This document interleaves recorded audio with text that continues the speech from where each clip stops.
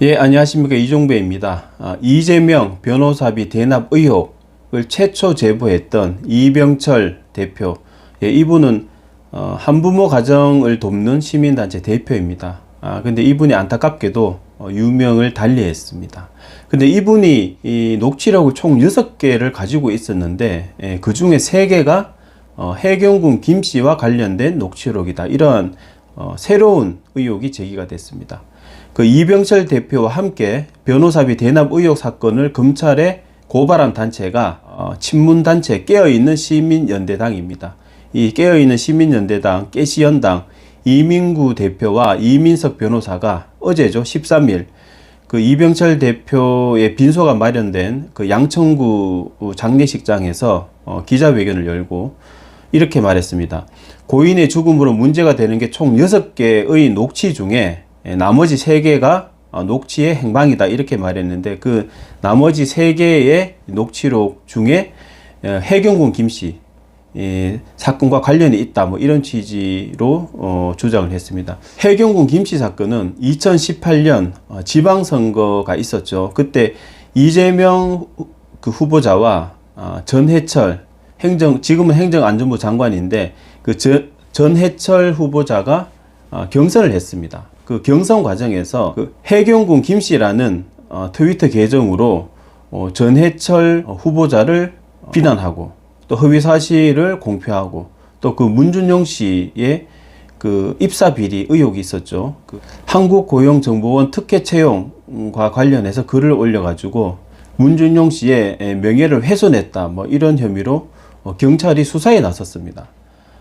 경찰이 수사를 했는데 그 경찰 수사 결과 그 해경군 김씨 사용자는 이재명 후보의 아내죠. 김혜경 씨가 맞다라고 결론을 내리고 그 김혜경 씨를 허위사실 공표 및 명예훼손 혐의로 기소 의견으로 검찰에 송치를 했습니다. 그런데 그 수원지검은 이 사건을 기소를 하지 않고 증거 불충분으로 불기소 처분을 했습니다. 그 당시에 수원지검은 뭐 해경군 김씨가 김혜경 씨로 볼 수 있는 정황도 있지만 또 그렇게 볼 수 없는 정황도 있다, 뭐 이런 다소 애매한 근거를 들어서 불기소 처분을 했습니다. 이게 논란이 됐습니다. 그와 관련된 녹취록인 것 같습니다. 그 기자가 나머지 녹취 3개 전부 해경군 김씨 사건과 관련된 녹취냐, 이렇게 질문을 하니까 이민석 변호사는 그건 아닌 걸로 안다. 지난번 공개된 변호사비 대납 일부는 이태영 변호사, 일부는 김혜경 사건 등 대화 내용 중에 필요한 내용이 다 섞여 있는 사적 대화의 녹취다, 뭐 이렇게 말을 했는데, 어쨌든 3개의 녹취 중에 김혜경 해경군 김씨 사건이 있다는 것이죠. 그러면서 이민석 변호사는 이렇게 말했습니다. 해경군 김씨 사건에 대해 경찰이 최초 기소 의견으로 검찰에 송치했는데 검찰에서 기소 의견이 불기소로 바뀌었고 그 과정에서 벌어진 여러 가지 과정이나 문제점들에 대해 녹취가 되어 있는 것으로 알고 있다. 이태영 변호사와 이병철 대표 사이 녹취다, 뭐 이렇게 말했습니다.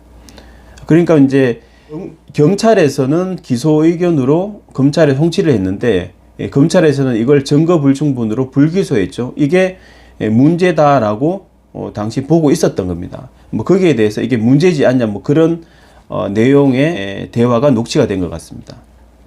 이민석 변호사는 자세한 내용은 모르지만 그 자기가 들은 것은 그 정도 내용이다. 뭐 이병철 대표의 휴대폰과 컴퓨터에 많은 파일과 녹취가 있는데 그건 아마 유족을 통해서 저희가 입수해야 될 것 같다, 뭐 이렇게 얘기를 했습니다. 그런데 해경군 김씨 사건 관련된 그 녹취가 공개될지는 미지수라고 합니다. 이병철 대표 유족들이 이 녹취록이 담겨 있을 것으로 추정되는 이병철 대표 휴대폰을 공개하지 않겠다라는 입장이라고 합니다. 유가족들은 휴대폰 공개로 정치적인 논란이 커지고 세간의 이목이 쏠리는데 뭐 상당한 부담감을 느끼고 있다고 합니다. 뭐 그럴 수가 있겠죠.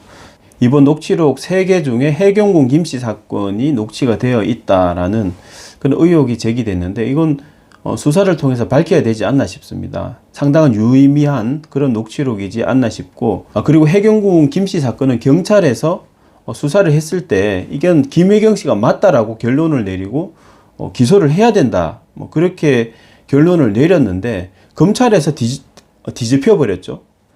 사실상 검찰이 봐주기를 한 게 아닌가. 그래서 이게 뭐 어떤 모종의 뒷배경이 있는 건지 아니면 모종의 윗선에서 뭔가 지시가 내려왔는지 뭔가 이건 수사를 통해서 밝혀야 되지 않나 싶고 그런 측면에서 이 녹취록은 굉장히 의미가 있다 그렇게 보입니다.